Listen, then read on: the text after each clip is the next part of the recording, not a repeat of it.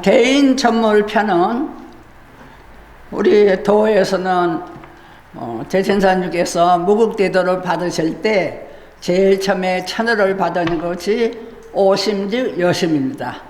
내 마음이 하늘님 마음과 대천사님 마음이 같다, 이렇게 해서 그 뒤를 이어 해월신사께서 오심즉 여심의 무국대도를 가장 잘 표현하시고 가장 도를 지키기 쉽게 한 것이 대인전물편입니다. 우리가 대인전물은 아주 그 내용을 쉽게 이렇게 표현을 잘 하셨지만 우리들이 알기는 쉽지만 행하기 어려운 그런 도인으로서의 표준어가 될 수 있는 편이 바로 대인전물편입니다. 그래서 대신사님께서 오심즉 여심이라 한 그 말씀을 받아서 해월신사님께서는 대인전물편에서 제일 처음에 말씀하시기를 인시천이니 사인여천하라, 제일 처음에 그렇게 나옵니다. 사람이 곧 하늘이다. 사람이 곧 하늘이니 사람 성격을 하늘같이 하라. 우리는 뭐가 잘 안 되고 그럴 때는 임사호천이라 합니다. 점점 아이고 하나님, 아이고 하느님, 아이고 하늘님, 이렇게 말을 합니다. 그 가장 최고의 우리가 모시는 분이 하늘님이에요.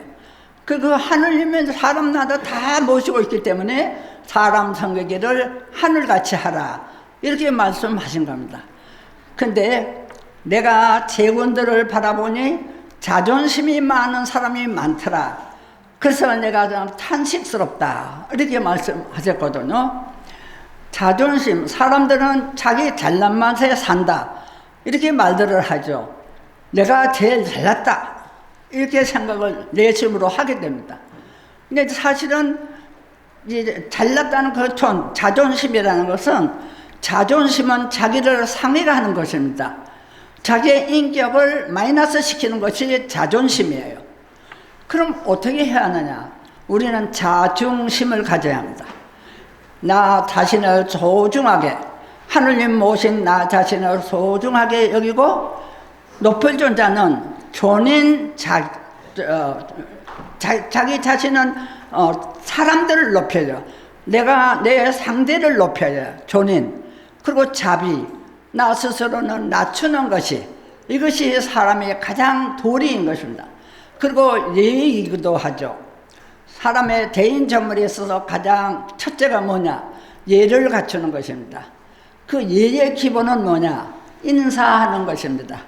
우리가 서로 만나면 아주 그 화목한 마음으로 인사를 잘 해야 합니다. 근데 자기 잘난 맛에 사람을 봐도 인사를 하지 않고 고개를 딴 데로 돌리는 사람이 있어요. 그런 사람이 혹 있습니다. 우리 교인 가운데에도 옛날에 제가 청부에 있을 때 유독이 그런 사람이 한 분 계셨어요. 근데 가정이 부유한 사람이야. 근데 가정은 부유하지만 도인으로서는 아주 모자란다고 생각이 들어요. 제 자신이 볼 때. 그러니까 모두 들리는 말이, 저 사람은 인사를 해도 안 받으니까 아예 인사를 하지 말아야 된다, 그러더라고요. 그래서 그 말을 들은 즉시 저는 그분이 오시면 제가 먼저 앞에 가서 인사를 열심히 합니다. 그러면 처음에는 돌아보고 인사 안 받아요. 하면 힐끔 보고 안 받고 그냥 가요. 여전하구나. 그래서 이제 느끼는데, 거기 이제 그만두면 안 돼요. 해야 돼요. 사람이 해야 될 도리는 해야 합니다. 그래서 그 다음에도 또 오시면 제가 또 앞에 가서 공손하게 또 인사를 합니다. 한 서너 번 했더니 그 다음엔 저를 보면 먼저 인사를 하셔요. 그래서 우리가 인사를 할 때 우리가 고개를 숙이고 합니다. 일본 사람들은 인사가 뭐 고개 까딱하고 마는데, 그거는 서울에서 안 돼요. 인사는 적어도 90도는 아니지만 인사를 정중하게 이렇게 하는 것은 나를 낮추는 것이거든요. 내 몸을 낮추는 것이 인사는. 그러면 그것이 바로 존인이 돼요. 다른 사람을 존경하는 것이 되는 거죠. 그래서 우리는 제가 재정교구에 와서 많은 걸 배웠지만 그 중에 두 가지를 꼭 꽂으려고 하면 두 가지 배운 게 하나 있어요. 한 가지는 전 교구장님, 기람장님께서 청수를 모시고 청수를 왜 닫아 놓느냐. 청수 모신 모든 기도의 기가 기화가 되도록 청수문을 열어놓는 것이 옳다. 그러시더라고요. 그래서 그건 하나 규제잖아요, 규제. 규제는 가변적이라 그랬어요. 규제는 가변적이라. 우리가 사람들이 만들어내는 건 변할 수 있는 거기 때문에 그건 법도가 아니거든요. 그래서 그거 참 옳겠다. 그래서 저도 그날 그 말씀을 듣고 난 뒤로 집에 가서 꼭 청소를 모시고 열어놓습니다. 지금까지 열어놓. 근데 기분이 참 좋아요. 닫아놓을 때보다 열어놓으니까 내가 기도한 기화가 이 집안이 가득 차겠구나. 그런 생각이 들어서 마음에 아주 자부심이 생기더라고요. 여러분들은 그 말씀을 믿든 안 믿든데 이거는 여러분들 마음인데 그걸 저는 믿었어요. 그렇게 한 가지 배웠고 또 한 가지는 여기 계셔서 좀 말씀드리기 그런데 대함장님께서 오시면은 꼭 앞에 나오셔서 아주 경례를 깍듯이 하셔요. 그걸 보고 감화를 받았어요, 제가. 그래서 이게 인사는 저렇게 해야 되는 거구나. 저것이 가장 예를 갖추는 예가 되는구나. 그래서 저도 그 다음부터는 앞에 나와서 오면 먼저 인사를 했습니다. 이렇게 우리가 배울 것은 배워야 되는 거예요. 그래서 그 두 가지를 배우고 지금까지 자부심을 가지고 하고 있습니다. 해월신 사람도 그러셨거든요. 해월신 남편에 나도 다른 사람처럼 오기가 있기 때문에 질투를 하거나 이런 것을 안 할 수가 없다. 그런 마음이 있지만 하느님을 모시지 못할까 그것이 두려워하노라. 그래서 함부로 못한다 그랬어요. 그리고 그런 말씀 하셨죠. 숙비 아장이며 숙비 아사리요. 누가 나의 어른이 아니겠으며 누가 나의 스승이 아니겠냐. 누구나 다 나의 스승이 될 수 있다는 거예요. 그러니까 배울 것은 다 배워야 되는데 해월스님이 그러셨어요. 나는 어린아이라도 배울 것은 배우고 부인이라도 배울 것은 배우느라 이렇게 말씀하셨어요. 그게 뭐 쉬운 이야기 같지만 사실 그 당시에 어린아이를 하느님같이 모시는 그건 말이 안 되는 거거든. 그 당시에는 아이들은 아무것도 모른다 이렇게 치부를 했어요. 네가 뭘 안다고 아이들이 뭘 안다고 나서느냐. 그래서 아이들은 아무 말도 못하는 걸로 알고 자라는 거예요. 그 당시에 할 말이 있어도 말을 하지 못하고 자랐거든요. 그런데 아이도 하느님을 모셨더니 때리지 말라. 아이들한테도 내가 배울 것이 있다. 이렇게 말씀하시면 정말 이해가 안 가는 점이지만 지금 생각해보면 어린아이도 태어날 때부터 어머니 뱃속에서 하고 나올 때부터 하느님 모시고 나온 거죠. 그러니까 하느님 모시고 나왔기 때문에 그 하느님에 대해서 어린아이도 하느님 대하듯 하라. 그리고 은신하면 항상 그 말씀 하셨어요. 서택순의 집을 지나갈 때 누가 배를 짜고 있느냐. 그러니까 대답하기를 며느리가 배를 짭니다. 며느리가 배를 짠다 하지 말고 하느님이 배를 짠다. 그렇게 말하라. 이렇게 가르쳐 주신 거예요. 그리고 누구나 다 집에 찾아오는 손님이었으면 사람이 왔다 하지 말고 하느님이 오셨다. 이렇게 말을 하라. 그렇게 말씀하셨거든요. 근데 그렇게 하는 것이 우리가 정말 말은 쉬운데 행하기 참 어려운 것이고 그리고 또 뭐라고 말씀하셨냐면 악인은 막여 선대라 또 이렇게 말씀하셨어요. 나쁜 사람은 선하게 대하는 것만 갖지 못하다. 좀 사람들이 나쁘다 좋다 선악은 하느님 입장에서 볼 때는 선악이 분별이 없습니다. 선악의 분별이 없어요. 근데 우리 사람들이 내 입장에서, 내가 생각하는 입장에서 저것은 나쁘다. 나하고 틀리면 나쁘다. 나하고 맞으면 좋다. 이렇게 사람 기준으로 해서 하는 것입니다. 그래서 정말 좀 나쁘다 하는 저희가 보이더라도 그 사람은 더욱더 아주 선한 마음으로 대하면 그 사람이 어느 때인가 감화를 하게 돼 있습니다. 우리는 늘 근데 그런 이야기들을 언고 행하고 행고 언하라 있습니다. 내가 말을 할 때는 내가 행해야 될 건 생각하고 하라는 거예요. 자기가 하지도 못할 말을 자꾸 하지 말라는 거예요. 그럼 거짓말이 되는 거예요. 그리고 신용이 떨어져. 그러니까 꼭 내가 행할 수 있는 말만 하는 거예요. 언고 행하고. 그러면 행고 언하라. 행동은 내가 뭐라고 말을 했었지 하는 걸 되돌아보고 하라는 것입니다. 그래서 이것이 우리가 말을 참 조심하라는 것이 대인전문의 아주 기본이에요. 그래서 회화신자는 우묵누를 지키라. 이 우묵누를 지키라는 말은 과거에 그 선현들도 이야기했던 이야기가 아니에요. 그래서 좀 사람의 어리석은 체하라. 어리석은 건 뭐냐, 좀 못난 것이죠. 다른 사람보다 좀 모자라는 사람은 어리석다 그러죠. 그럼 그렇게 하라 이거예요. 좀 어리석은 체하라. 내가 좀 딴 사람 못난 체하면 다른 사람이 날 높여줘요. 그리고 그 다음에는 담담하게 묵자입니다. 묵은 너무 내가 생각난 대로 확 뱉지 말라는 거예요. 자, 침착하게. 내가 말을 하고 싶어도 침착하게 생각을 해보고 그렇게 마음속에서 정리가 된 다음에 말을 뱉으라는 거죠. 왜냐하면 한번 뱉은 말은 주워 담을 수가 없는 거예요. 그래서 항상 마음속에서 가다듬어서 말을 할 때는 내가 말을 좀 더듬는 것처럼, 말을 못해서 더듬는 것처럼 하라는 것은 빨리 생각한 대로 확 뱉지 말라는 소리예요. 그래서 아주 차근차근히 우리는 항상 이야기를 하고 남의 이야기를 하려 들을 때에도 역시 나는 사람 이야기를 듣는 것이 중요합니다. 말이라는 것은 내가 많이 하는 것보다는 다른 사람 말을 많이 청취하는 것이, 그것이 대인전물의 기본이에요. 그래서 이 대인전물에 보면 대인전물은 내가 그렇게 사람들을 대하면 돼.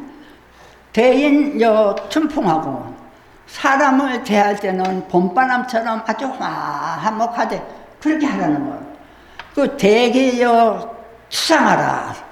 나를 대할 때는 가을 소리처럼 냉정하게 대하라는 거예요. 이렇게만 하면 대인전물로 우리가 토득한 거예요. 이렇게 토득을 할 수 있는데 이 대인전물은 대신사님께서 언제 쓰셨나 하면 포도 12년 이필제 난에 그때 관에 지목을 받을 때 강원도 영월로 피신을 갔습니다. 강원도 영월에 피신을 계실 때 여러 지방에서 두목들이 올라와서 많이 모였어요. 그때 대인물을 지었다고 합니다. 그러면서 대인전물에 대한 법서를 하시고, 그리고 그때 최시영이라고 떼시자를 넣어서 이름을 고쳤다. 최경상이거든. 원래 회원스님 최경상이잖아요. 근데 그 최경상을 최시형으로 대인전물을 쓰고 지었다고 합니다. 그리고 그뿐 아니라 그 당시에 그 두목들이 많이 올라오셨는데 그 두목들 가운데 몇 사람을 애시자를 넣어서 이름을 지어줬다 하는 그 기록이 있어요. 그래서 우리는 이 대인전물을 하게 되면 남을 대하는 잘하면 내가 손해인 것 같지만 그게 손해가 아니라 그것이 득이 되는 것입니다. 왜냐하면 내가 말하고 내가 행동한 것은 나한테로 다 되돌아오는 거예요. 내가 한 건 전부 나한테 되돌아오는 거예요. 그걸 알아야죠. 내가 남에게 잘했으면 그 잘한 것은 다른 모습으로 나한테 또 잘하게 한 것이 복이 오는 거예요. 내가 남의 악하게 대하고 남을 말을 하고 남을 꼬집고 남을 해치고 이런 사람은 그것이 자기가 좋은 것 같지만 뒤에 그것이 부메랑처럼 돌아온 거예요. 자기한테 돌아온 줄 알아야죠. 그것을 알면은 감히 함부로 말을 하지 못하죠. 그래서 이 대인 전몰 하는데 제가 글에 있는 걸 한 건데 본 게 있는데 그걸 우리가 이 대인 전몰에 쉽게 한번 이야기를 해보겠습니다.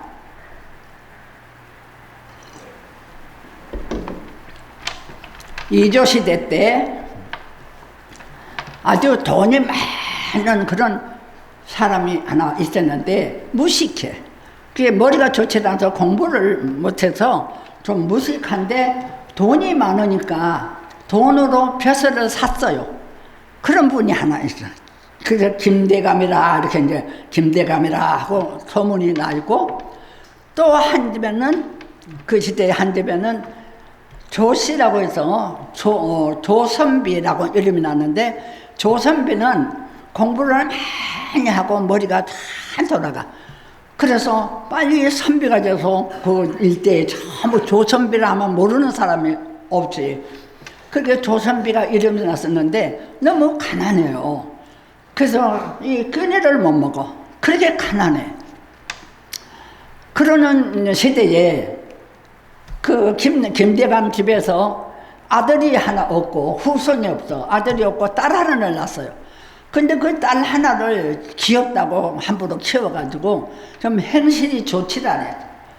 그래갖고 처녀가 아기를 가졌어요. 김대감. 근데 대감 하면 그때는 양반이면 양반 행세를 해야 되잖아요. 그 딸이 그렇게 됐더니 이거 세상에서 알면 벼슬이고 뭐가 다 까먹은 거야.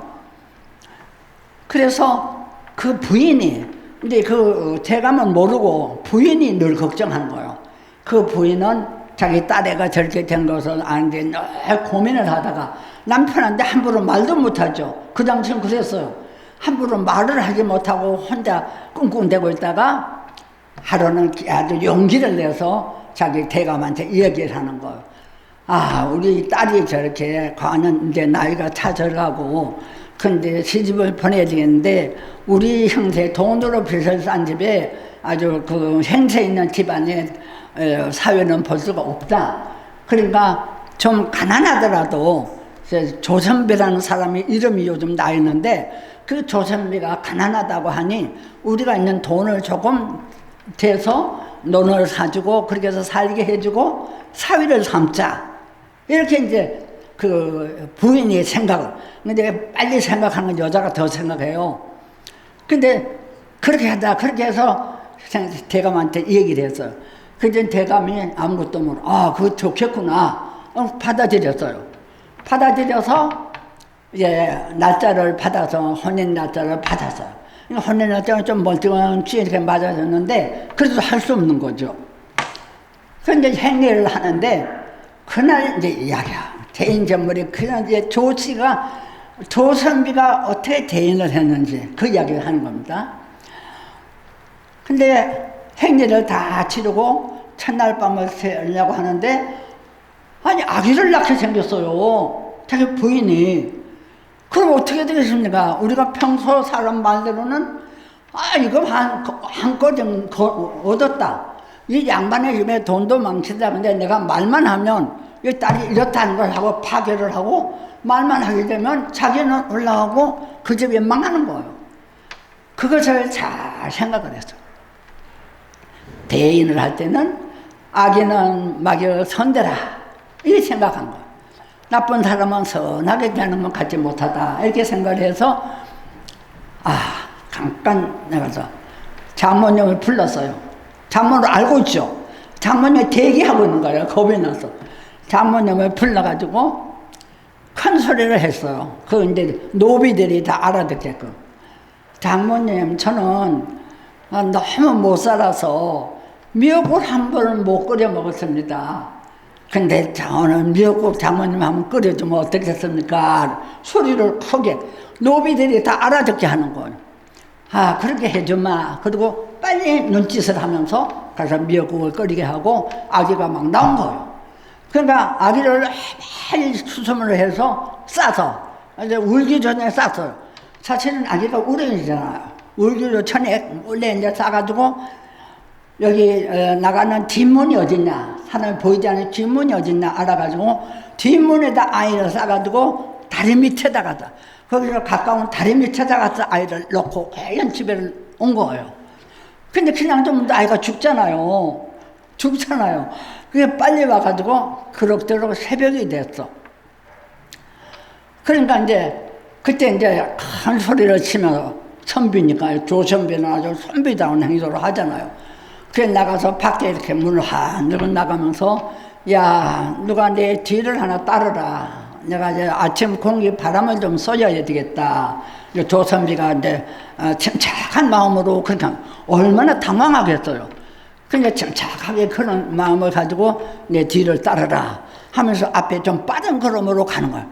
그런데 다리 있는 대로 자꾸 가는 거예요. 근데 노비는 뒤에 따라올 수밖에 고개도 뭐 들리도 말고 따라온 거예요.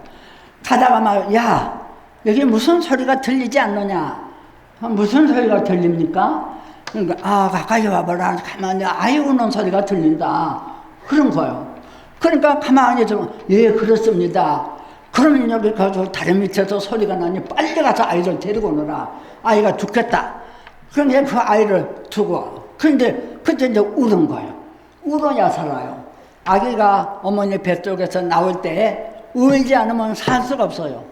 왜냐하면 내유 기화, 외유 기화를 내유 신령, 외유 기화를 안으로 하늘님 능력을 모시고 있고 밖에 어머니 밖으로 나왔을 때는 기화를 하는 것이 하고 웃는 거거든요. 그게 우리는 운다고 하지만 사실은 보고하는 겁니다. 외유 기화하는 보고하는 거. 그래서 이제 그때 이제 아이를 막 싸가지고 오니까 그때 울어 아이가. 그때 뭐 소리가 쳐져도. 그런데 그때는 빠른 길로 가자, 빨리 가자.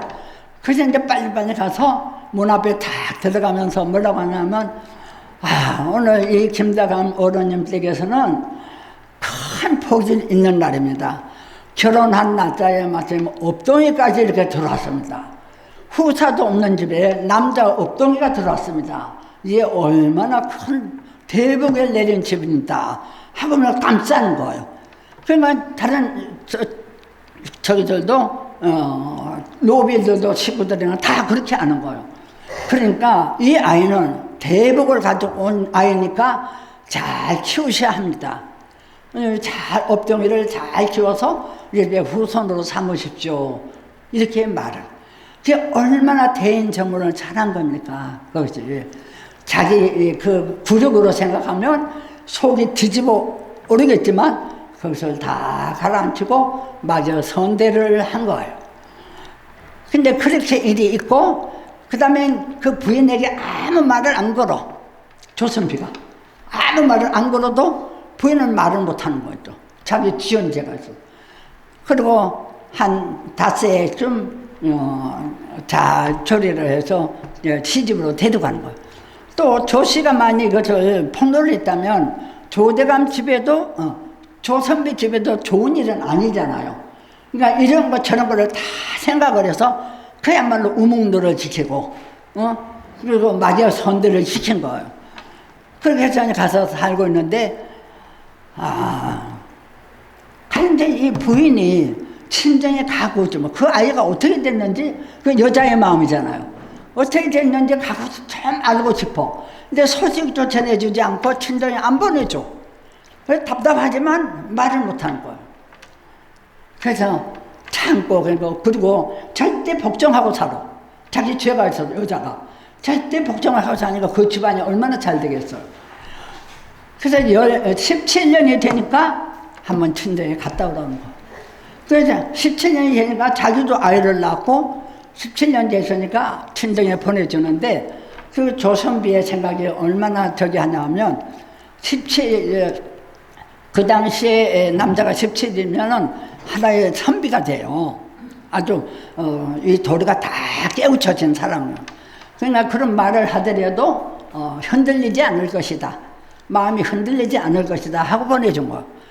그러니까 이제 이 친정에 가서 제일 먼저 아이를 보고 저걸 아이를 보고 너무 잘생기고 너무 잘 자라서 공부를 너무 잘 시켜서 그래서 잘 됐는데 양심의 가치에 대해서 말을 안 할 수가 없어요. 여자도 자, 우리가 죄를 지으면 양심에 갇히게 되는 건 뭐냐? 하느님이 말씀하시는 거예요. 너 말하라. 잘못했으면 회개하라고 하는 거예요, 하느님. 우리가 뭐가 좀 잘못했을 때, 내가 잘못했고 하면 하느님이 말씀하십니다. 그대로 하면 돼요. 내가 조금, 인격이 좀 깎이는 것도 돼도 하느님 말씀대로만 하면 돼요. 그러면 나는 올라가는 거예요. 그래서 죄를 풀렀어요. 야, 사실은 비밀이, 사실은 내가 내 아이다. 기가 막혔잖아요. 그 아이도 얼마나 기가 막히겠어. 근데 얘도 배울 만큼 배웠으니까 충격을 받지 않아.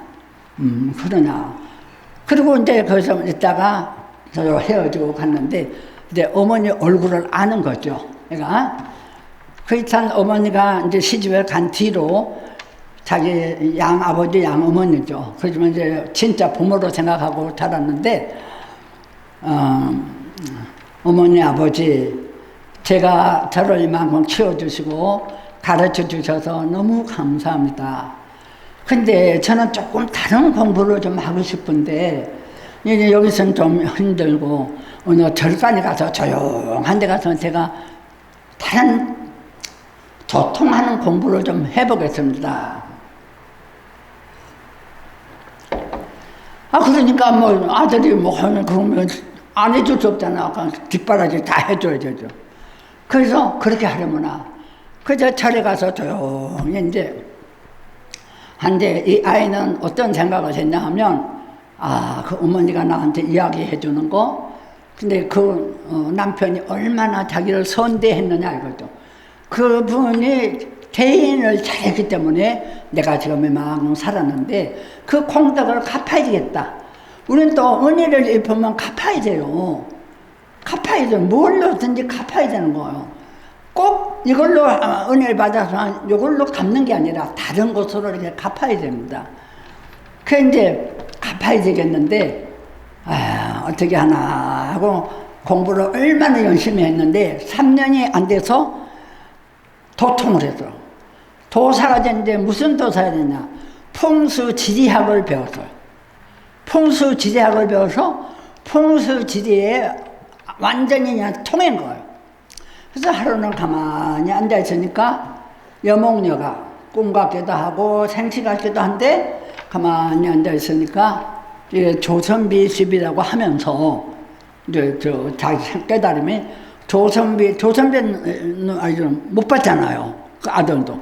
조선비 집이라고 하면서 그 길이 환히 보여. 근데 그 조선비가 있어요. 조선비는 사람이 앓고 있어. 앓고 있어. 그게 이제 그 어머니가 왔다 갔다. 어머니 얼굴 알잖아요. 어머니가 왔다 갔다 해요. 그래서, 이게 내가 도통을 한 것인가? 시험을 좀 해보기 위해서 그날 일어나서 목욕제기를 하고 본대로 걸어가는 거예요. 본대로 가니까 그 조선비 집이 나오는 거예요. 그 도통된 거죠. 우리 스승들께서 환히 내다보고 지었듯이 이제 역시 도통이 된 거예요. 그래서 이제 가서 보니까 과연 이제 아파서 누워있는데 도사 옷을 입고 쓰고 갔으니까 어머니는 못 알아보니까 아들을 못 알아봐. 그 아들은 어머니 알아보죠. 근데 이렇게 가서 뭐라고 하느냐 하면, 이 집안에 조선비에게는 아주 좋은 일을 많이 선대했기 때문에 앞으로 좋은 일이 생기겠습니다. 그런데 불행하게도 조선비께서 사흘 뒤에는 돌아가시게 되겠습니다. 그러는 거예요. 그리고 휙 가버렸어. 그걸 더 물어볼 수도 없어요. 휙 가버렸어요. 그 다음에 이제 집에는 그 조선비가, 조선비가 아니지. 그 도사로 와서 하는 얘기가 뭐 걸리는 거예요.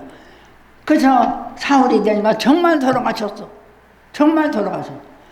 그래서 초상에 가서 야단인데 다시 이제 그것도 이 아이가 도사가 돼서 내가 말한 것이 맞는가?